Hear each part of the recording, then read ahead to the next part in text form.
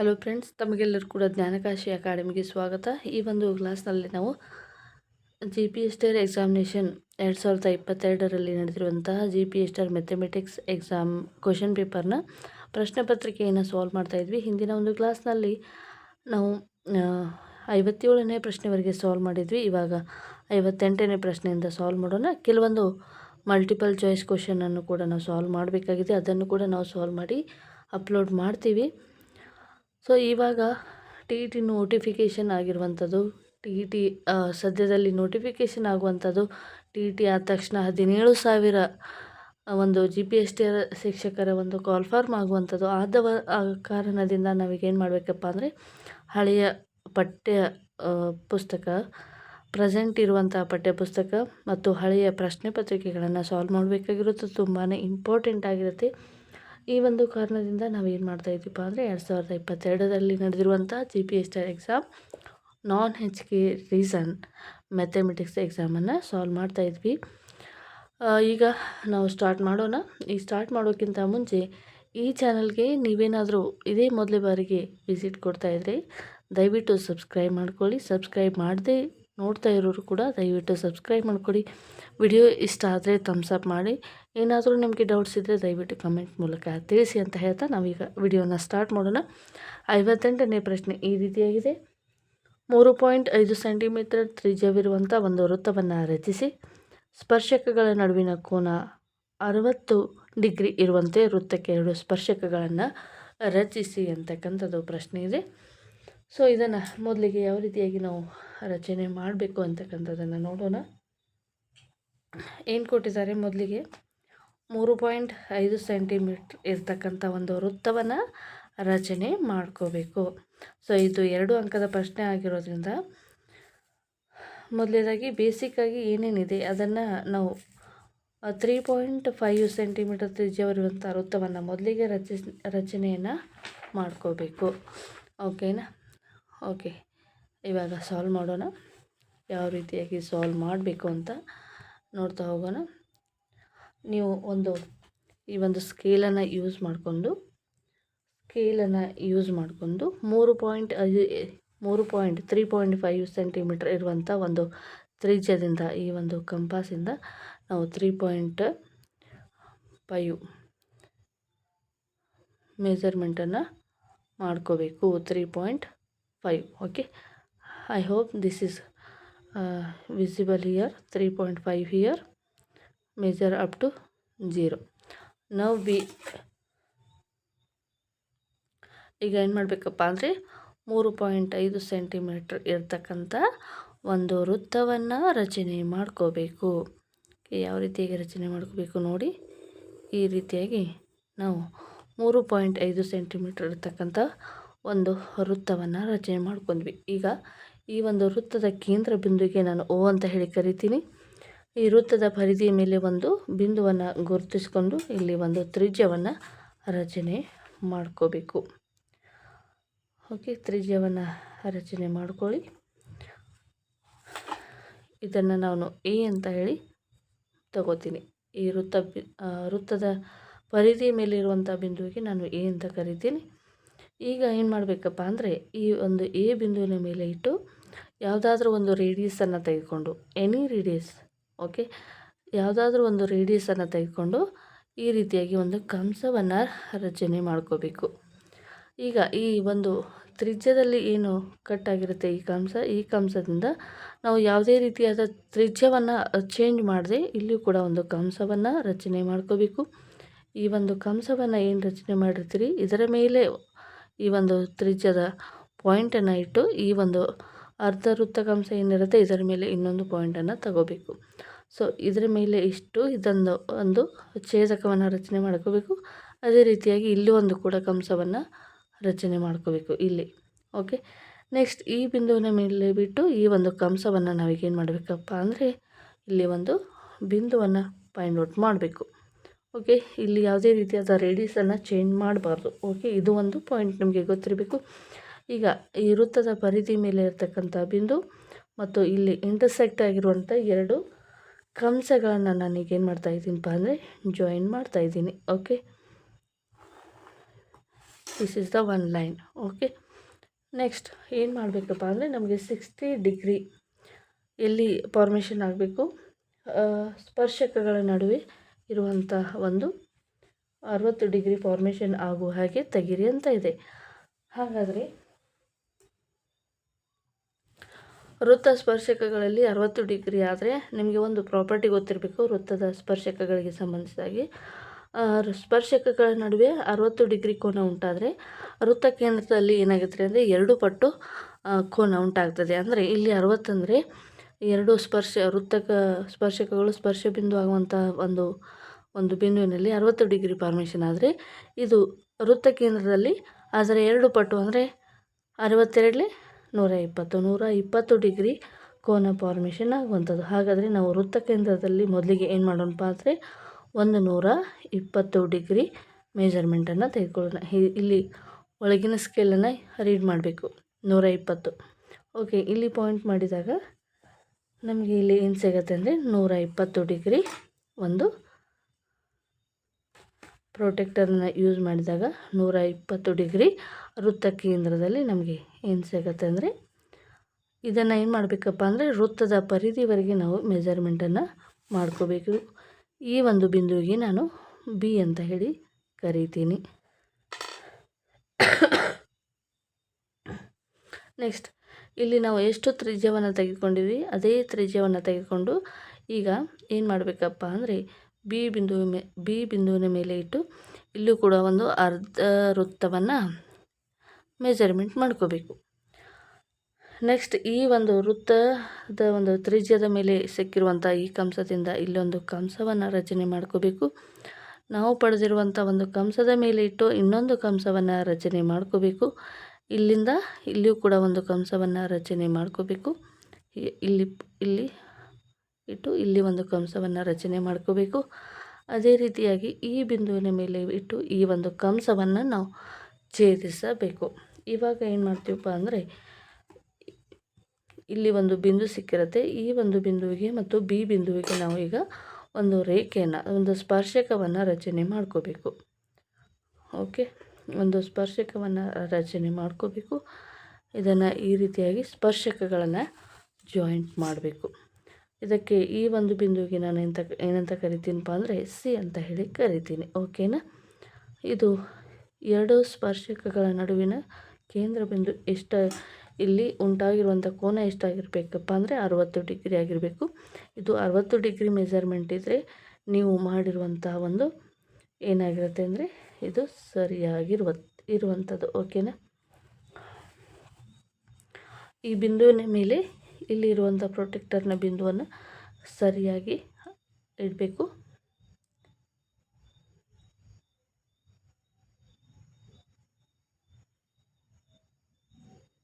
ಅರವತ್ತು degree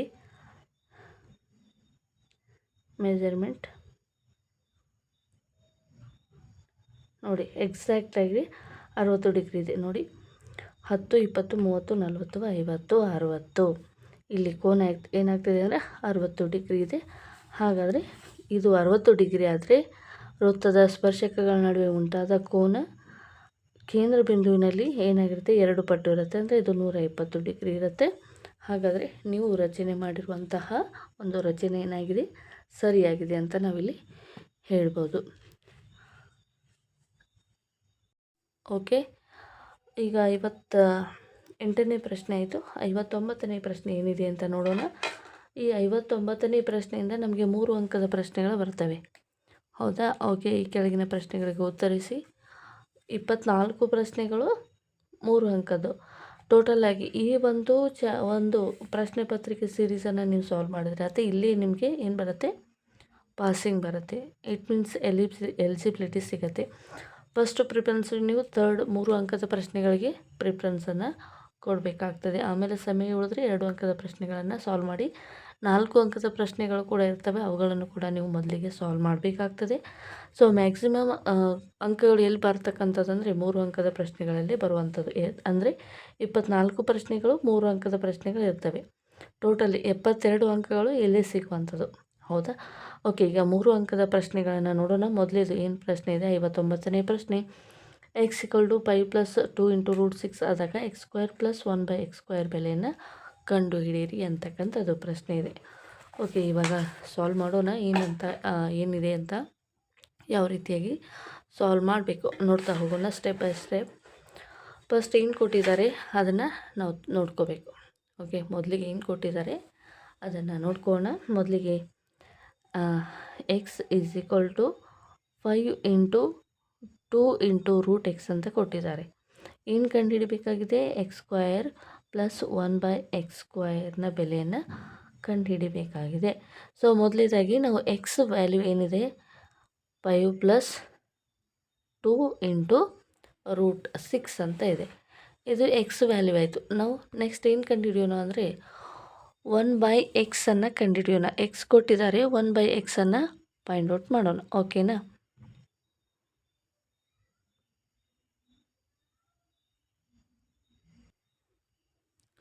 okay, X ಕೊಟ್ಟಿದ್ದಾರೆ, 1/x ತೆಗೆದುಕೊಳ್ಳೋಣ.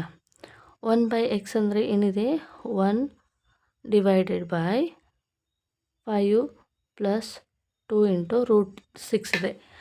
ಈಗ ಇದು ಏನಿದೆ? ಕರಣಿ ರೂಪದಲ್ಲಿದೆ. ಇದನ್ನು ಅಕರ್ಣಿಕಾರಕಗೊಳಿಸೋಣ. ಅಕರ್ಣಿಕಾರಕ ಅಂದರೆ ಏನು ಮಾಡಬೇಕು? ಮೈನಸ್ ಸೈನನ್ನು ಇಲ್ಲಿ ತಗೋಬೇಕು. ಓಕೆ, ಡಿನಾಮಿನೇಟರ್ ಮತ್ತು ನ್ಯೂಮರೇಟರ್ಗೆ 5 minus 2 into root 6, 5 minus 2 into root 6 ಈ ರೀತಿಯಾಗಿ ಮಾಡ್ಕೋಬೇಕು. ಓಕೆ, ಛೇದವನ್ನು ಅಕರ್ಣಿಕಾರಕಗೊಳಿಸುವುದು ಅಂತ ಹೇಳಿ ನಾವು ಕರಿತೀವಿ. ಈಗ ಏನು ಮಾಡಬೇಕಪ್ಪ ಅಂದರೆ 5 minus 2 into root 6 as it is ಬರೀಬೇಕು. ಇವೆರಡು ಏನಾಗ್ತವೆ? ಮಲ್ಟಿಪ್ಲಿಕೇಶನ್ ಆಗುತ್ತೆ. 5 plus 2 into root 6 into 5 minus 2 into root 6 ಎರಡನ್ನು ಕೂಡ ನಾವು ಈಗೇನು ಮಾಡಬೇಕಪ್ಪ ಅಂದರೆ ಮಲ್ಟಿಪ್ಲಿಕೇಶನ್ ಮಾಡಬೇಕು. ಓಕೆನಾ? ನೆಕ್ಸ್ಟ್ ಇಲ್ಲಿ ಏನಾಗುತ್ತೆ? ನಾವು ಡೈರೆಕ್ಟಾಗಿ ಇಲ್ಲಿ ತೆಗೆದುಕೊಳ್ಳೋಣ. 5 ಇಂಟು 5 25. ಓಕೆ, ನ್ಯೂಮರೇಟರ್ ಯಾವ ರೀತಿಯಾಗಿದೆ? ಆ್ಯಸ್ ಇಟ್ ಈಸ್ ಹಂಗೆ ಬರೀರಿ. 5 minus 2 into root 6, 5 into 5 25. Here 2 into root 6, 2 into root 6 ಇದು ಏನಿದೆ? 2 ಇಂಟು ರೂಟ್ 6 ಹೋಲ್ ಸ್ಕ್ವೇರ್ ಅಂತ ಆಗುತ್ತೆ. ಇಲ್ಲಿ ಸ್ಕ್ವಯರ್ ರೂಟು ಸ್ಕ್ವಯರ್ ಎರಡು ಕೂಡ ಕ್ಯಾನ್ಸಲ್ ಆಗುತ್ತೆ. ಅಂದಾಗ ಇದು 2 ಟೈಮ್ಸ್ ಆಗುತ್ತೆ. Okay, 2 into 6, 6 2s are 12. Here also 6 2s are 12. Okay, 12 plus 12 ಎಷ್ಟಾಗುತ್ತೆ? 24 ಆಗುತ್ತೆ.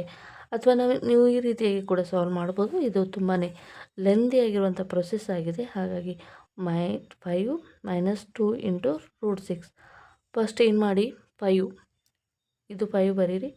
5 ಇಂಟು 5 ಮೈನಸ್ 2 ರೂಟ್ 6 ಈ ಟರ್ಮನ್ನು ನೀವು 5ಗೆ ಮಲ್ಟಿಪ್ಲಿಕೇಶನ್ ಮಾಡಿ. ನೆಕ್ಸ್ಟ್ ಏನು ಮಾಡಬೇಕು? ಇದು ಕ್ಲೋಸ್ ಮಾಡಿ. ಪ್ಲಸ್ 2 ಇಂಟು ರೂಟ್ 6 ಈ ಟರ್ಮ್ಗೆ ಈ ಹೋಲ್ ಟರ್ಮನ್ನು ಮಲ್ಟಿಪ್ಲಿಕೇಶನ್ ಮಾಡಬೇಕು. 5 ಮೈನಸ್ 2 ಇಂಟು ರೂಟ್ 6. ಓಕೆನಾ? ಈಗ ಏನು ಮಾಡಬೇಕು? 5 minus 2 into root 6 divided by ಇದು ಟರ್ಮು. ಈಗ 5 into 5 25, 5 into 2 10, 5 2s are 10 root 6. Here plus 2 as it is right. 5 into 2 plus 10 root 6, 5 into root 6 ಇದೇನಾಗುತ್ತೆ? ಪ್ಲಸ್ ಇದೆ, ಇಲ್ಲಿ ಮೈನಸ್ ಇದೆ. Minus 2 2s are 4. Here root 6 root 6 whole square ಆಗುತ್ತೆ. ಇದು square root cancel ಆಗಿ ಏನು ಬರುತ್ತೆ? ಓನ್ಲಿ 6 ಬರುತ್ತೆ. ಹಾಗಾಗಿ ನಾನು ಡೈರೆಕ್ಟ್ಲಿ ಇಂಟು 6 ಅಂತ ಬರಿತೀನಿ. ಓಕೆನಾ? ನೆಕ್ಸ್ಟ್ ಏನು ಬರಿಬೇಕು? ಇದು ಮೈನಸ್ 10 ರೂಟ್ 6 ಪ್ಲಸ್ 10 ರೂಟ್ 6 ಎರಡು ಕೂಡ ಕ್ಯಾನ್ಸಲ್ ಆಗುತ್ತೆ. ಓಕೆ, ಉಳಿಯುತ್ತೆ ಏನು ಉಳಿಯುತ್ತೆ ಕೆಳಗಡೆ? 5 ಮೈನಸ್ 2 ಇಂಟು ರೂಟ್ 6 25, 6 4 24, 25 ಮೈನಸ್ 24 1 ಬರುತ್ತೆ. ಓಕೆನಾ? ಓಕೆ, ನಮಗೆ x equal to 5 plus 2 into root 6 ಇದೆ. 1/x ಅಂದರೆ ಏನು ಬಂತು? 5 ಮೈನಸ್ 2 ಇಂಟು ರೂಟ್ 6 ಬಂತು. ಓಕೆನಾ? ಇದು 1/x is equal to 5 minus 2 into root 6 ಬಂತು. ಇವಾಗ ನಾವು ಏನು ವ್ಯಾಲ್ಯೂವನ್ನು ಫೈಂಡ್ ಔಟ್ ಮಾಡಬೇಕಾಗಿದೆ ಅಂದರೆ X square plus 1/x² find out ಮಾಡಬೇಕಾಗಿದೆ. ಆದರೆ ನಮಗೇನು ಸಿಕ್ಕಿದೆ, ಈಗ ನಮಗೆ ಈ ಒಂದು x ಪ್ಲಸ್ 1/x ಇದು ಸ್ಕ್ವೇರ್ ಏನಿದೆ ಅದನ್ನು ನಾವು ಹೋಲ್ ಸ್ಕ್ವೇರ್ ಅಂತ ಬರೀಬಹುದು, ಹೌದಾ? ಓಕೆ, x² ಪ್ಲಸ್ 1/x² ಇದೆ, ಇದನ್ನು ಹೋಲ್ ಟರ್ಮಲ್ಲಿ ನಾವು ಬರೀಬೋದು. ನಮಗೆ ಒಂದು ಐಡೆಂಟಿಟಿ ಗೊತ್ತಿದೆ, ಏನಿದೆ? a plus b whole square identity. ಈ ಹೋಲ್ ಸ್ಕ್ವೇರ್ ಐಡೆಂಟಿಟಿ ಏನಿದೆ, a² plus b² plus 2ab ಅಂತಕ್ಕಂಥದ್ದು ನಮಗೆ ಗೊತ್ತಿದೆ, ಓಕೆನಾ? ಈಗ ನೋಡಿ, ಎಕ್ಸ್ ವ್ಯಾಲ್ಯೂ ಸಿಕ್ಕಿದೆ ನಮಗೆ, ಎಷ್ಟಂತ ಕೊಟ್ಟಿದ್ದಾರೆ, 5 plus 2 into root 6. 1/x value ಎಷ್ಟಿದೆ, ಪ್ಲಸ್ 5 ಮೈನಸ್ 2 ಇಂಟು ರೂಟ್ 6. ಇದನ್ನು ನಾವೀಗ ಫೈಂಡ್ ಔಟ್ ಮಾಡಿದ್ವಿ, ಓಕೆನಾ? ಎಕ್ಸ್ ಅಂದರೆ 5 ಪ್ಲಸ್ 2 ಇಂಟು ರೂಟ್ 6 ಇದೆ. 1/x ಅಂದರೆ ಫೈಂಡ್ ಔಟ್ ಮಾಡಿದ್ವಿ 5 ಮೈನಸ್ 2 ಇಂಟು ರೂಟ್ 6. ಇವಾಗ plus 2 into root 6 minus 2 into root 6 cancel ಆಗುತ್ತೆ. ಏನು ಬರುತ್ತೆ? 10 ಬರುತ್ತೆ. ಯಾವ ಒಂದು value? X plus 1/x value, ಓಕೆನಾ? ಈಗ ನಮಗೆ ಬೇಕಾಗಿರುವಂಥದ್ದು x² ಪ್ಲಸ್ 1/x² ಬೇಕಾಗಿದೆ. ಓಕೆ, ಇವಾಗ ಎಕ್ಸ್ ಅಂದರೆ ಎ ಅಂದರೆ ಎಕ್ಸ್ ಅಂತ ತೆಗೆದುಕೊಳ್ಳೋಣ, ಬಿ ಅಂದರೆ 1/x ಅಂತ ತೆಗೆದುಕೊಳ್ಳೋಣ. Whole square is equal to x² plus a² ಅಂದರೆ x², b² ಅಂದರೆ 1/x², ಇದು b² ಪ್ಲಸ್ 2. a ಅಂದರೆ ಏನಿದೆ? x², b ಅಂದರೆ ಏನಿದೆ? 1/x² ಇದೆ, ಓಕೆನಾ? ಇವಾಗ ಏನಾಗುತ್ತೆ, ಈ x² ಕ್ಯಾನ್ಸಲ್ ಆಗುತ್ತೆ, ಓಕೆನಾ? ಈಗ 1 ಪ್ಲಸ್ 1/x ಅಂದರೆ ಎಷ್ಟು ಫೈಂಡ್ ಔಟ್ ಮಾಡಿದ್ವಿ? ಇಲ್ಲಿ 10 ಅಂತ ಫೈಂಡ್ ಔಟ್ ಮಾಡಿದ್ವಿ, ಓಕೆನಾ? 10 ಅಂತ ಫೈಂಡ್ ಔಟ್ ಮಾಡಿದ್ವಿ. ಹಾಗಾದರೆ ಇದು 10² ಅಂತ ಆಯಿತು.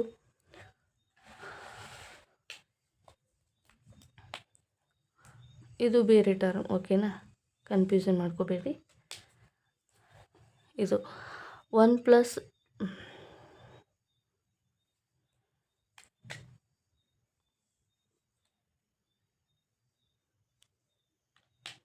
1/x ಅಂದರೆ ಎಷ್ಟಿದೆ? ಇಲ್ಲಿ ಫೈಂಡ್ ಔಟ್ ಮಾಡಿದ್ವಿ x ಅಂತ, ಹಾಗಾದರೆ ಇದು 10² ಅಂತ ಆಗುತ್ತೆ, ಓಕೆನಾ? x² ಆ್ಯಸ್ ಇಟ್ ಈಸ್ ಬರೀರಿ, 1 plus x² as it is ಬರೀರಿ, ಪ್ಲಸ್ 2 ಮಾತ್ರ ಉಳಿಯುತ್ತೆ ಇಲ್ಲಿ, ಹೌದಾ?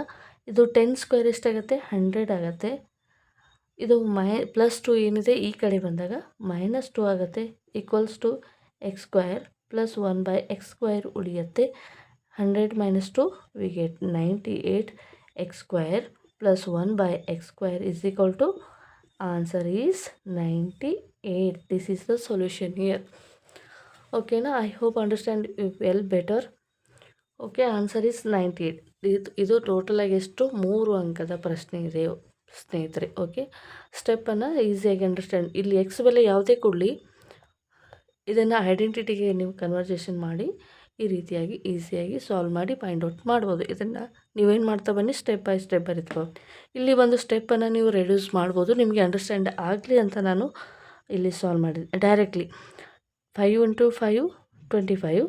ಇಲ್ಲಿ ರೂಟು ಕ್ಯಾನ್ಸಲ್ ಆಗಿ ಏನು ಬರುತ್ತೆ? 6 2 12, 12 ಪ್ಲಸ್ 12 24 ಬರುತ್ತೆ, ಓಕೆ? ಈ ಎರಡು ಸ್ಟೆಪ್ಪನ್ನು ನೀವು ರೆಡ್ಯೂಸ್ ಮಾಡ್ಬೋದು, okay? This is the solution for 59 question, okay? ಈಗ ನೆಕ್ಸ್ಟು 60 ಕ್ವಶನನ್ನು ಸಾಲ್ವ್ ಮಾಡೋಣ, ಓಕೆ? ಈಗ 60ನೇ ಪ್ರಶ್ನೆ ಇದೆ. ಏನಿದೆ 60ನೇ ಪ್ರಶ್ನೆ? ಈ ಕೆಳಗಿನ ಆವೃತ್ತ ವಿತರಣಾ ಪಟ್ಟಿಗೆ ಸರಾಸರಿಯನ್ನು ಕಂಡುಹಿಡಿಯಿರಿ ಅಂತಕ್ಕಂಥ ಪ್ರಶ್ನೆ ಇದೆ.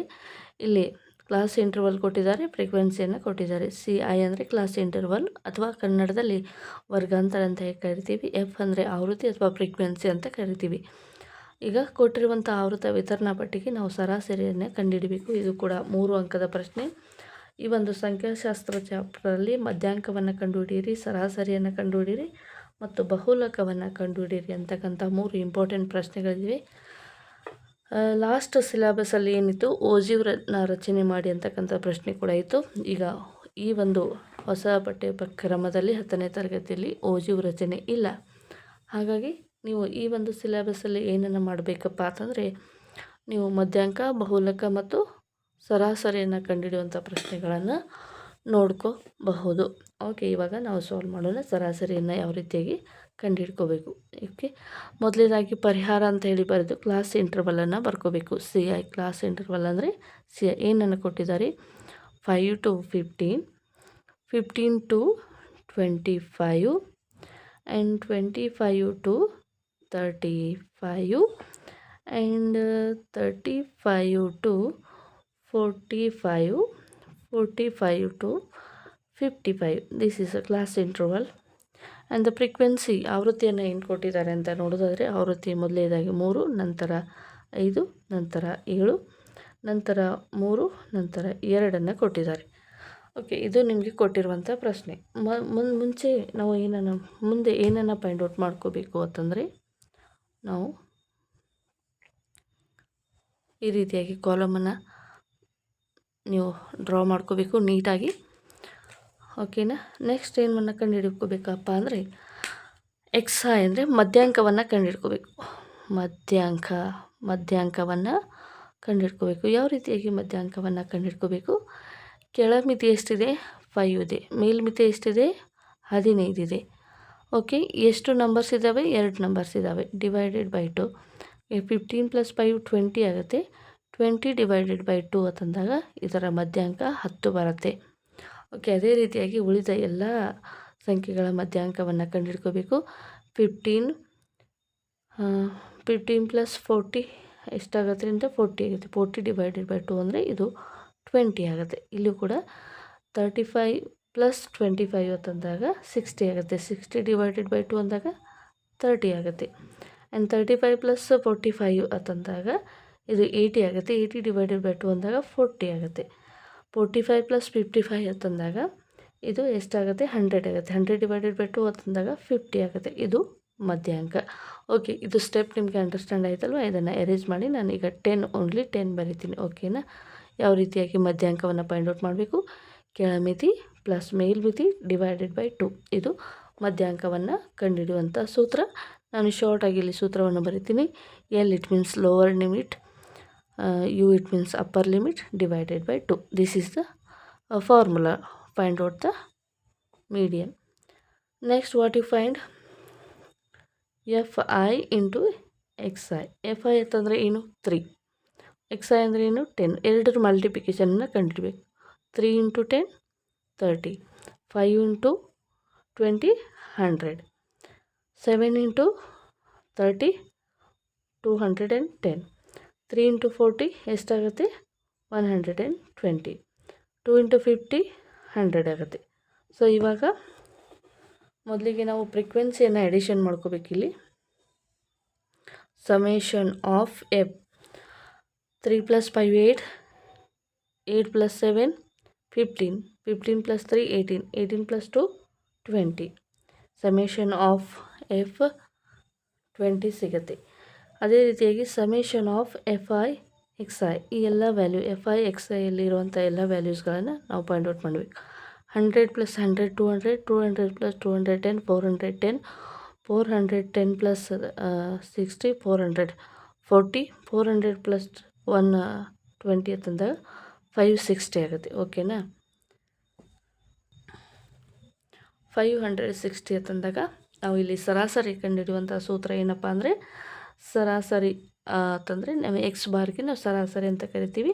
= Summation of Fi into Xi divided by summation of Fi. Summation of Fi Xi ಎಷ್ಟಿದೆ, 560 ಇದೆ. ಸಮೇಷನ್ ಆಫ್ F ಎಷ್ಟಿದೆ, 20 ಇದೆ. ಓಕೆ, 0 0 ಕ್ಯಾನ್ಸಲ್, 2 1 2 2 4 ಆ್ಯಂಡ್ ಕ್ಯಾರಿ 1 16 ಒಟ್ಟು. ಓಕೆ, 28. X ಬಾರ್ = 28, ಸರಾಸರಿ = 28 ಅಂತಕ್ಕಂಥದ್ದು ನಿಮಗೆ ಆನ್ಸರ್ ಬರುತ್ತೆ. ಇಷ್ಟು ನೀವು ಸಾಲ್ವ್ ಮಾಡಿದರೆ ಇಲ್ಲಿ ಏನು ಸಿಗುತ್ತೆ ಅಂದರೆ ಅಂಕಗಳು ಸಿಗುತ್ತೆ.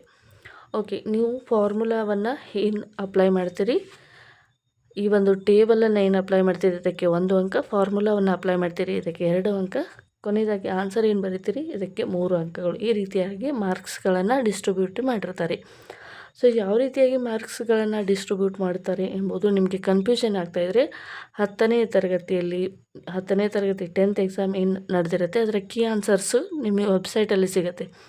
ಅಥವಾ ನಮ್ಮ ಚಾನಲಲ್ಲಿ SSLC ಪ್ರಶ್ನೆ ಪತ್ರಿಕೆಗಳು ಎನ್ನುವಂಥ ಪ್ಲೇಲಿಸ್ಟ್ ಇದೆ, ಅಲ್ಲಿ ಹೋಗಿ ನೀವು ಚೆಕ್ ಮಾಡಿ. ಯಾವ ರೀತಿ ಅಂಕಗಳನ್ನು ಕೊಡ್ತಾರೆ, ಸ್ಟೆಪ್ ವೈಸ್ ಅರ್ಧ ಅಂಕ ಎಲ್ಲಿ ಕೊಡ್ತಾರೆ, ಫುಲ್ ಮಾರ್ಕ್ ಎಲ್ಲಿ ಕೊಡ್ತಾರೆ, SSLC ಕೀ ಆನ್ಸರ್ಸ್ ಇದ್ದಾವೆ. ಅಲ್ಲಿ ಗಣಿತವನ್ನು ಸ್ಟೆಪ್ ಬೈ ಸ್ಟೆಪ್ ಸಾಲ್ವ್ ಮಾಡಿ ಅದಕ್ಕೆ ಅಂಕಗಳನ್ನು ಡಿಸ್ಟ್ರಿಬ್ಯೂಟ್ ಮಾಡಿರುವಂಥದ್ದು. ಓಕೆ, ನೀವು ಪ್ರಶ್ನೆ ಪತ್ರಿಕೆಯನ್ನು ಚೆಕ್ ಮಾಡಿ ನೋಡಿ ಕೀ ಆನ್ಸರನ್ನು ಯಾವ ರೀತಿಯಾಗಿ ಮಾರ್ಕ್ಸ್ಗಳನ್ನು ಡಿಸ್ಟ್ರಿಬ್ಯೂಟ್ ಮಾಡ್ತಾರೆ. ಈ ಒಂದು GPS ಟೈರ್ ಎಕ್ಸಾಮಿನೇಷನ್ನು ಕೂಡ ಹೈಸ್ಕೂಲ್ ಶಿಕ್ಷಕರೇ ಇಲ್ಲಿ ಚೆಕ್ ಮಾಡುವಂಥದ್ದು. ಯಾಕಪ್ಪ ಅಂತಂದರೆ ಅವರಿಗೆ ಎಲ್ಲ ರೀತಿ ಮಾಹಿತಿ ಇರುವಂಥದ್ದು.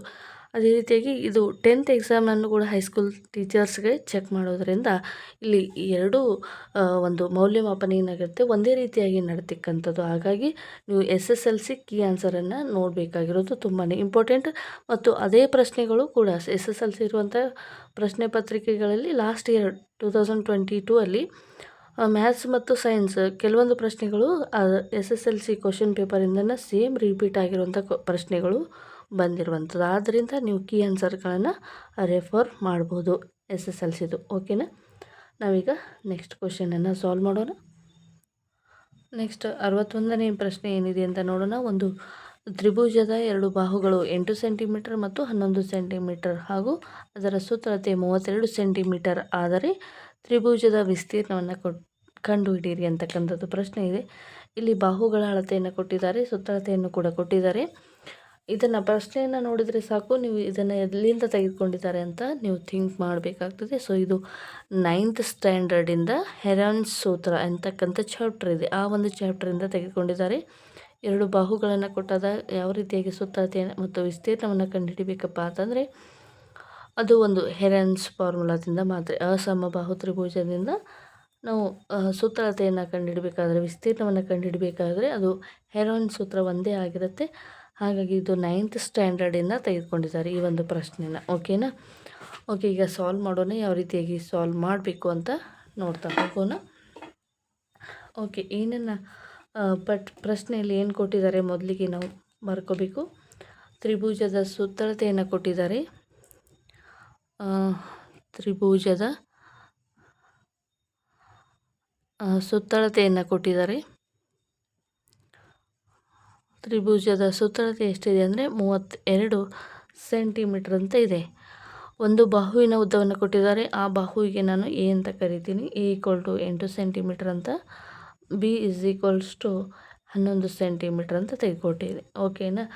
ನಾವೀಗ ಏನು ಮಾಡಬೇಕಪ್ಪ ಅಂದರೆ ಥರ್ಡ್ ಅಂದರೆ ಇದು 8 ಸೆಂಟಿಮೀಟರ್ 11 ಸೆಂಟಿಮೀಟರ್ ಅಂತಂದರೆ ಈ 2 ಬಾಹುಗಳೇನದಪ್ಪ ಅಂದರೆ ಡಿಫ್ರೆಂಟ್ ಲೆಂತನ್ನು ಹೊಂದಿದ್ದಾವೆ. ಇದು ಒಂದು ಅಸಮಬಾಹು ತ್ರಿಭುಜ ಅಂತ ಆಯಿತು. ಓಕೆ, ನಾವೀಗ ಇನ್ನೊಂದು C ಸೈಡನ್ನು ಕಂಡುಹಿಡಿಬೇಕಾಗಿದೆ. ಓಕೆ, ಅಸಮಬಾಹು ತ್ರಿಭುಜದ ಸುತ್ತಳತೆಯನ್ನು ಕಂಡುಹಿಡುವಂಥ ಸೂತ್ರ ನಿಮಗೆ ಗೊತ್ತಿರಬೇಕು. ಅದು ಏನಪ್ಪ ಅಂದರೆ ನೆಕ್ಸ್ಟ್ ಅದು A + B + C = S ಅಂತ ಇದೆ. ಓಕೆನಾ. ಇದು ಏನು ಬಾಹುಗಳನ್ನು ಕಂಡುಹಿಡಿಯುವಂಥದ್ದು. ಓಕೆನಾ. ಇದು ಈಗ ಮೊದಲಿಗೆ Aಯನ್ನು ಕೊಟ್ಟಿದ್ದಾರೆ 8 ಅಂತ, B 11 ಕೊಟ್ಟಿದ್ದಾರೆ. ನಾವು Cಯನ್ನು ಫೈಂಡ್ ಔಟ್ ಮಾಡಬೇಕಾಗಿದೆ. S ಸುತ್ತಳತೆ ಅಂದರೆ S ಅಂದರೆ ಸುತ್ತಳತೆ, ಇದು 32 ಅಂತ ಕೊಟ್ಟಿದ್ದಾರೆ. ಓಕೆ, 11 + 8 ಎಷ್ಟಾಗುತ್ತೆ? 19 ಆಗುತ್ತೆ. ಓಕೆ, 32 - 19 ಎಷ್ಟಾಗುತ್ತೆ? 13 ಸೆಂಟಿಮೀಟರ್ ಅಂತಾಯಿತು. ಓಕೆನಾ. ಈಗ ನಮಗೆ ಇನ್ನೊಂದು ಬಾಹುವಿನ ಉದ್ದ ಕೂಡ ಸಿಕ್ತು, 13 ಸೆಂಟಿಮೀಟರ್. ಈಗ ನಾವು ಬಾಹುಗಳನ್ನು ಬಳಸಿಕೊಂಡು ಯಾವ ರೀತಿಯಾಗಿ ಈ ಒಂದು ತ್ರಿಭುಜದ ವಿಸ್ತೀರ್ಣವನ್ನು ಫೈಂಡ್ ಔಟ್ ಮಾಡಬೇಕಪ್ಪ ಅಂತಂದರೆ ಮೊದಲಿಗೆ ನಾವು ಅಸಮಬಾಹು ತ್ರಿಭುಜದ ವಿಸ್ತೀರ್ಣವನ್ನು ಕಂಡುಹಿಡಬೇಕಾದ್ರೆ ಒಂದು ಸೂತ್ರ ಇದೆ ತ್ರಿಭುಜದ ವಿಸ್ತೀರ್ಣ. ಇದು ಲಾಸ್ಟ್ ಸ್ಟೆಪ್ ನೀವು ಬರಿಬೇಕಾಗಿರೋದು. ಓಕೆ, ನಿಮಗೆ ಸೂತ್ರ ಗೊತ್ತಿರಲಿ ಅಂತ ಮುಂಚೆನೇ ಬರಿತಾ ಇದ್ದೀನಿ. ತ್ರಿಭುಜದ ವಿಸ್ತೀರ್ಣ ಏನಿದೆ? ತ್ರಿಭುಜದ ವಿಸ್ತೀರ್ಣ ತಂದಾಗ = √S × S - A S - B S - C. ಇದು ಅಸಮಬಾಹು ತ್ರಿಭುಜದ ವಿಸ್ತೀರ್ಣವನ್ನು ಕಂಡುಹಿಡಲಿಕ್ಕೆ ನಾವು ಬಳಸುವಂಥ ಸೂತ್ರ. ಓಕೆ, S ಅಂದರೆ ಕೊಟ್ಟಿದ್ದಾರೆ, ನಮಗೆ ಏನು ಕೊಟ್ಟಿದ್ದಾರೆ? ತ್ರಿಭುಜದ ಸುತ್ತಳತೆ 32 ಅಂದರೆ ಇದು S. ಈಗ ನಾವು ಎಸ್ ಮೈನಸ್ ಎನ ಪಾಯಿಂಟ್ ಔಟ್ ಮಾಡ್ಕೋಣ. ಎಸ್ ಮೈನಸ್ ಎಸ್ ಅಂದರೆ ಎಷ್ಟಿದೆ 32 ಇದೆ. ಎ ಅಂದರೆ ಎಷ್ಟಿದೆ 8 ಇದೆ. ಸೊ 32 ಅಲ್ಲಿ 8ಅನ್ನು ಮೈನಸ್ ಮಾಡಿದಾಗ ಎಷ್ಟು ಸಿಗುತ್ತೆ 8 ಸೆಂಟಿಮೀಟ್ರ್. ಸಾರಿ, ಇಲ್ಲೊಂದು ಮಿಸ್ಟೇಕ್ ಆಗ್ತಾಯಿದೆ. ಸೊ ಎಸ್ ಅಂತಂದರೆ ಏನು, ಅರ್ಧ ಸುತ್ತಳತೆ. ಎಸ್ ಅಂದರೆ ಸೆಮಿ ಟ್ರಯಾಂಗಲ್. ಓಕೆನಾ. ಎಸ್ ಈಸ್ ಈಕ್ವಲ್ ಟು ಸುತ್ತಳತೆ 32 ಡಿವೈಡೆಡ್ ಬೈ 2 ಅಂದರೆ ಇದು 16 ಸೆಂಟಿಮೀಟ್ರ್ ಅಂತಾಯಿತು. ಓಕೆನಾ. This is 16 centimetre. ಎಸ್ ಅಂದರೆ ಅರ್ಧ ಸುತ್ತಳತೆ. ಇಲ್ಲಿ ನಮಗೆ ಪೂರ್ಣ ಸುತ್ತಳತೆಯನ್ನು ಕೊಟ್ಟಿದ್ದಾರೆ 32 ಸೆಂಟಿಮೀಟ್ರ್. ಎಸ್ ಅಂದರೆ ಅರ್ಧ ಸುತ್ತಳತೆ, ಇದು 16 ಸೆಂಟಿಮೀಟ್ರ್ ಅಂತಾಯಿತು. ಇವಾಗ ಎಸ್ ಮೈನಸ್ ಎನ ಪಾಯಿಂಟ್ ಔಟ್ ಮಾಡಬೇಕು. ಎಸ್ ಅಂದರೆ ಎಷ್ಟಿದೆ 16, ಎ ಅಂದರೆ ಎಷ್ಟಿದೆ 8 ಇದೆ. ಅಂದರೆ ಎಸ್ ಮೈನಸ್ 8 ಅಂದರೆ 8 ಸೆಂಟಿಮೀಟ್ರ್ ಅಂತಾಯಿತು. ಅದೇ ರೀತಿಯಾಗಿ ಎಸ್ ಮೈನಸ್ ಬಿ ತಂದಾಗ 16, ಬಿ ಅಂದರೆ ಎಷ್ಟಿದೆ 11 ಇದೆ. 16 ಮೈನಸ್ 11 ತಂದಾಗ 5 ಸೆಂಟಿಮೀಟ್ರ್ ಅಂತಾಯಿತು. ಸೊ ಈಗ ಎಸ್ ಮೈನಸ್ ಸಿ ತಂದಾಗ 16 ಮೈನಸ್ 13 ಎಷ್ಟಾಗುತ್ತೆ 3 ಸೆಂಟಿಮೀಟ್ರ್ ಅಂತಾಯಿತು. ಈಗ S minus A, S minus B, S minus C ಸಿಕ್ತು. ಈಗ ಈ ಸೂತ್ರದಲ್ಲಿ ನಾ ಆ ಒಂದು ವ್ಯಾಲ್ಯೂಸ್ಗಳನ್ನು ಅಪ್ಲೈ ಮಾಡ್ಕೋತೀನಿ. ಅಂಡರ್ ರೂಟ್ ಆಫ್ ಎಸ್ ಅಂದರೆ ಎಷ್ಟಿದೆ 16, ಎಸ್ ಮೈನಸ್ ಎ ಅಂದರೆ 8 ಇದೆ. ಓಕೆನಾ. ಎಸ್ ಮೈನಸ್ ಬಿ ಅಂದರೆ 5 ಸೆಂಟಿಮೀಟ್ರ್ ಇದೆ. ಎಸ್ ಮೈನಸ್ ಸಿ ಅಂದರೆ 3 ಸೆಂಟಿಮೀಟ್ರ್ ಇದೆ. ಓಕೆ, ಇದನ್ನು ನಾವೀಗ ಕ್ಯಾಲ್ಕುಲೇಟ್ ಮಾಡೋಣ. 16 ಇದನ್ನು 16 8 3 5 15, 15 8.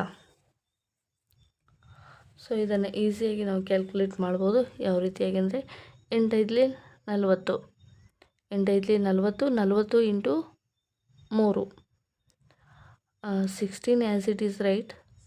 And this is the 40 into 3 and the 16 4 into 120.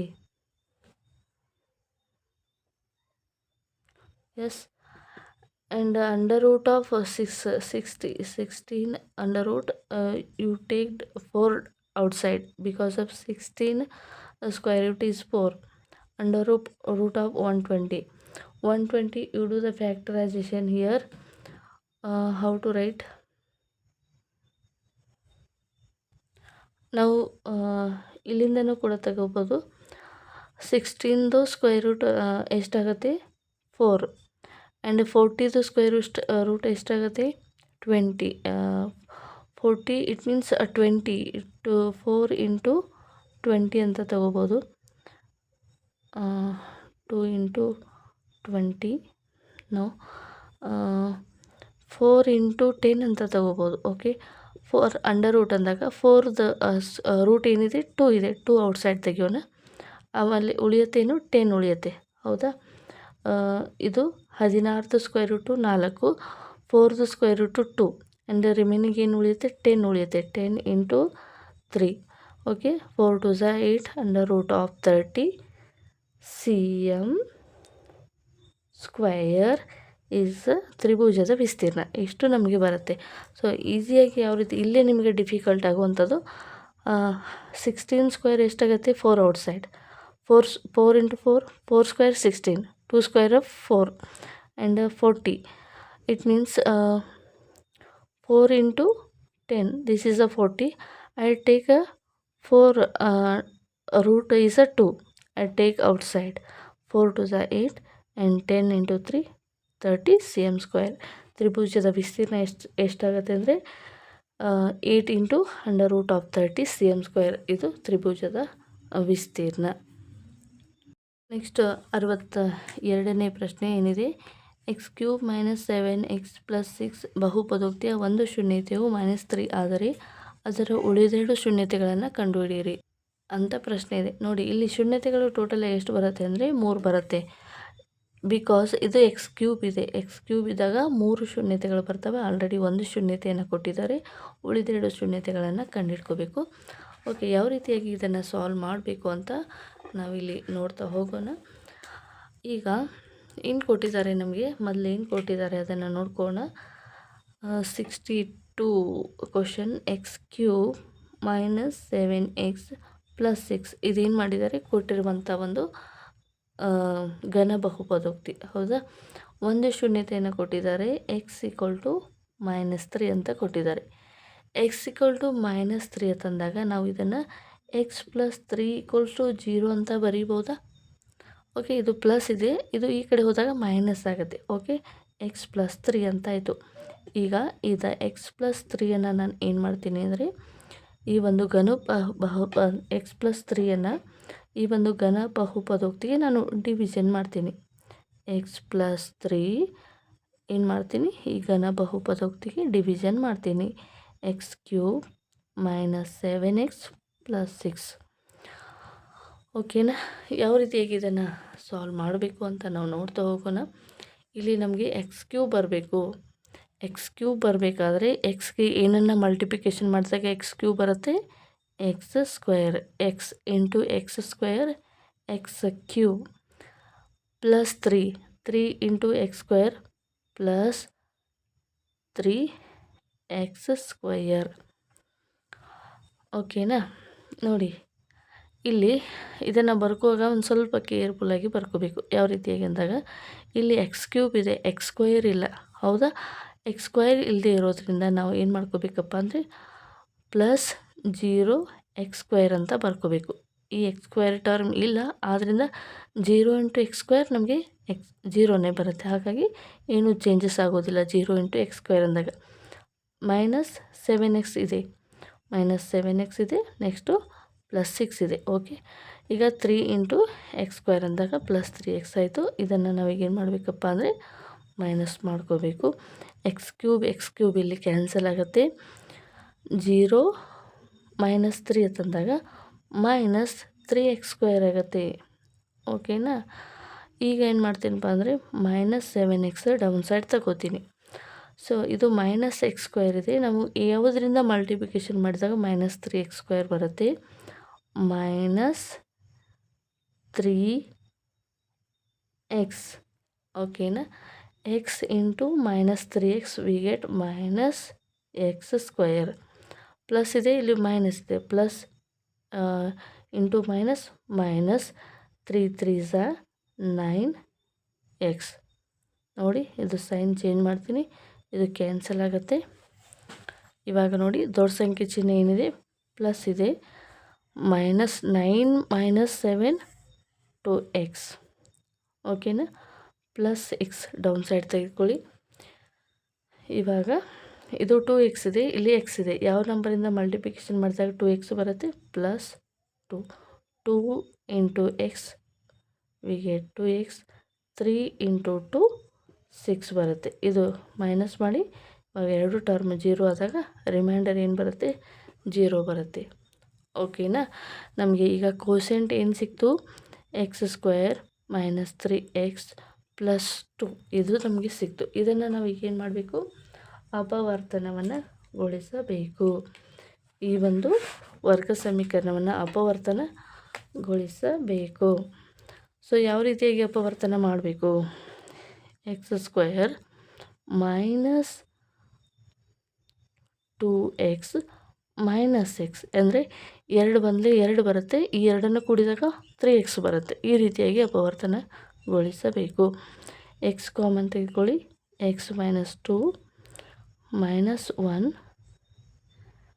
x -2. Okay, x -1 x -2 x equal to -1 equal to 0 and ಇದು x -2 equal to 0. ಉಳಿದ ಎರಡು ಶೂನ್ಯತೆಗಳು ಏನಪ್ಪ ಅಂದರೆ x equal to 1 x equal to 2. ಇನ್ನೊಂದು ಶೂನ್ಯತೆ ಏನು ಕೊಟ್ಟಿದ್ದಾರೆ, x equal to -3 ಕೊಟ್ಟಿದ್ದಾರೆ. ಎರಡು ಶೂನ್ಯತೆಗಳು ಯಾವಪ್ಪ, ಮೂರು ಶೂನ್ಯತೆಗಳು ಅಂದರೆ x equal to -3 x equal to 1 x equal to 2. ಇವು ಮೂರು ಈ ಶೂನ್ಯತೆಗಳಾಗಿರ್ತವೆ. ಓಕೆ, ಈ ರೀತಿಯಾಗಿ ನಾವು ಸೊಲ್ಯೂಷನನ್ನು ಮಾಡಿ ಶೂನ್ಯತೆಗಳನ್ನು ಫೈಂಡ್ ಔಟ್ ಮಾಡಬೇಕು. ಓಕೆ ಫ್ರೆಂಡ್ಸ್, 62ನೇ ಪ್ರಶ್ನೆವರೆಗೆ ನಾವು ಸೊಲ್ಯೂಷನನ್ನು ಮಾಡಿದ್ವಿ. ಉಳಿದ ಪ್ರಶ್ನೆಗಳನ್ನು ಮುಂದಿನ ಒಂದು ಕ್ಲಾಸ್ನಲ್ಲಿ ನೋಡೋಣ. ಅಲ್ಲಿವರೆಗೂ ನಮ್ಮ ಚಾನಲ್ನ ವಿಸಿಟ್ ಮಾಡ್ತಾಯಿರಿ. ಮೊದಲೇ ಬಾರಿಗೆ ನಮ್ಮ ಚಾನಲ್ನ ನೋಡ್ತಾ ಇದ್ದರೆ ದಯವಿಟ್ಟು ಸಬ್ಸ್ಕ್ರೈಬ್ ಮಾಡೋದನ್ನು ಮರಿಬೇಡಿ. ಏನಾದರೂ ಕಮೆಂಟ್ ಇದ್ದರೆ GPS ಎಕ್ಸಾಮಿನೇಷನ್ಗೆ ಸಂಬಂಧಿಸಿದಾಗಿ ಏನಾದರೂ ನಿಮಗೆ ಕೇಳಿದರೆ ದಯವಿಟ್ಟು ನಮ್ಮ ಈ ಒಂದು ವಿಡಿಯೋ ಕೆಳಗೆ ಕಮೆಂಟನ್ನು ತಿಳಿಸಿ. ಇಷ್ಟೊತ್ತು ಈ ಒಂದು ವಿಡಿಯೋನ ನೋಡಿದ್ದಕ್ಕೆ ಥ್ಯಾಂಕ್ ಯು ಸೋ ಮಚ್.